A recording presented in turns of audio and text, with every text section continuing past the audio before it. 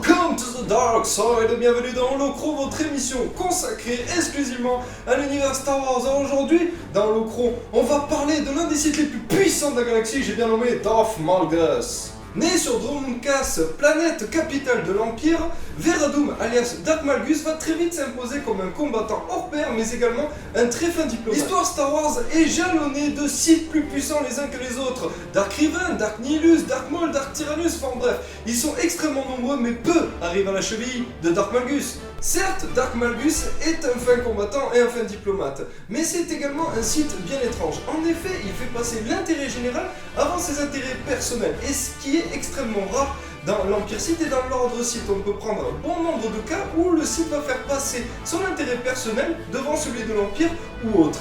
En effet, comme on a pu le comprendre, Darth Malgus est extrêmement attaché à l'Empire et à la planète qu'il a vu naître. J'ai bien nommé Dromkas. Cet attachement et cette éthique morale que porte en lui Darth Malgus lui vaudra de nombreux problèmes avec d'autres grands seigneurs Sith, ou encore le Conseil Noir, ou encore même certains morphs qui vont passer leur vie à lui foutre des bâtons dans les roues.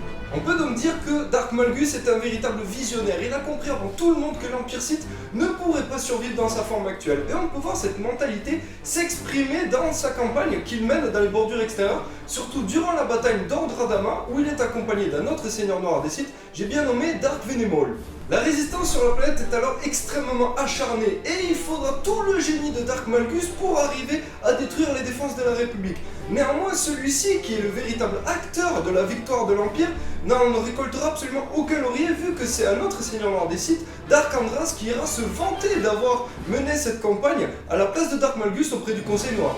Le jeu de pouvoir que mène Dark Andras est un jeu qui dégoûte profondément Darth Malgus. Celui-ci est vraiment attaché à l'Empire, lui porte un amour absolument profond, il porte également un grand amour à ses hommes. C'est pour cela qu'il réprouve tout ce qu'est Dark Andras, c'est-à-dire le Sith corrompu qui fait passer ses petits projets personnels avant la grandeur de l'Empire Sith. Dark Andras est le Sith qui est coupable de l'un des plus grands échecs militaires de la campagne d'Ordre Adama. En effet, contre l'avis de Darth Malgus, celui-ci va prendre la décision complètement stupide, parce que le gars a rien à la cervelle, d'envoyer plusieurs escadrons de droïdes Mark 1 et Mark 2 à l'assaut de la capitale Livienne Magnus, extrêmement bien fortifiée par les troupes de la République.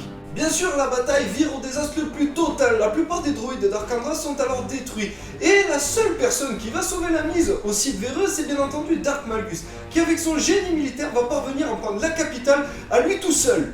Bien sûr, Dark Andras n'assumera pas la responsabilité dans cette bataille et prendra même la fuite direction Dromkas. Le mec est un véritable petit enculé.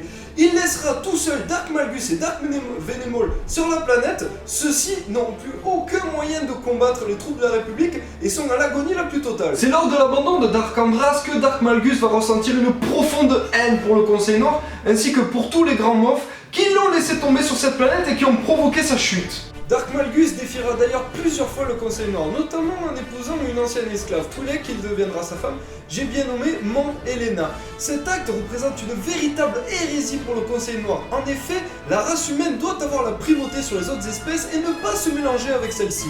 Même si Darth Malgus est souvent en désaccord avec le Conseil Noir, celui-ci va participer à bon nombre de batailles, comme à la bataille de Ziost, où celui-ci va défendre la planète avec des escadrons de chasseurs B-28 ou encore des intercepteurs ISF. Darth Malgus aurait pu sauver la situation si le génie militaire de celui-ci n'avait pas été saboté par l'incompétence de son supérieur Dark Angral. En effet, l'incompétence de Dark Angral a permis à la République d'attaquer une planète clé de l'Empire Galactique, j'ai bien nommé Ashari. La bataille d'Ashari est alors une bataille extrêmement pénible et extrêmement meurtrière. L'Empire Galactique parvient à acquérir la victoire grâce au génie militaire de Darth Malgus qui viendra même à bout des forces républicaines du maître Jedi Venzalo. Vous l'avez donc bien compris, Darth Malgus est un Sith émérite et un guerrier extrêmement puissant. Celui-ci est venu à bout de nombreuses batailles qui auraient pu lui coûter la vie, comme celle où il reprend Korriban aux côtés de son ancien maître Vindican et met à mort le maître Jedi Karo Sendarash. Comme vous l'avez compris, Darth Malgus participera de nombreuses batailles, mais la bataille qui fera de lui un Sith extrêmement célèbre est le sac de Coruscant, où, accompagné de sa femme et ensuite de plusieurs inquisiteurs Sith, il massacrera les Jedi du Temple et arrivera même à bout du célèbre maître Jedi Venzalo. Vous avez donc bien compris, Darth Malgus est un penseur émérite, mais également un guerrier extrêmement brutal.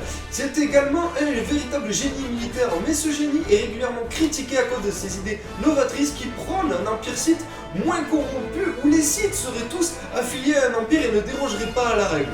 On peut donc dire de Dark Malgus que c'est un véritable visionnaire. Bien avant Dark Bane, celui-ci avait compris que l'ordre Sith ne pouvait pas survivre dans son format actuel. Suite au traité de Coruscant, celui-ci délaissa les enjeux de pouvoir à certains Sith comme Dark Barras et partit dans les régions inconnues afin d'étendre l'Empire Galactique. C'est la fin de cette vidéo, j'espère que vous l'avez aimé. Si c'est le cas, n'hésitez pas à lâcher un max de pouces bleus. N'hésitez pas également à nous dire ce que vous avez pensé de la vidéo en commentaire, je réponds à tout le monde.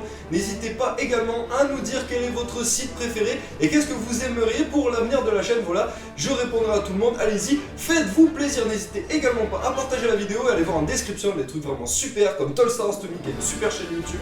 Franchement, je vous invite à aller voir, mais également la page Facebook de La Force c'est bien, le côté obscur c'est mieux, qui est tenue par un mec vraiment qui a un cœur énorme. Voilà, franchement, faites-vous plaisir. Et je tenais également à vous remercier, on est bientôt 1000 personnes sur la chaîne, c'est absolument énorme, c'est colossal. Je suis vraiment super heureux, continuez comme ça. Et je vous dis à très très vite les amis, que la force soit avec vous.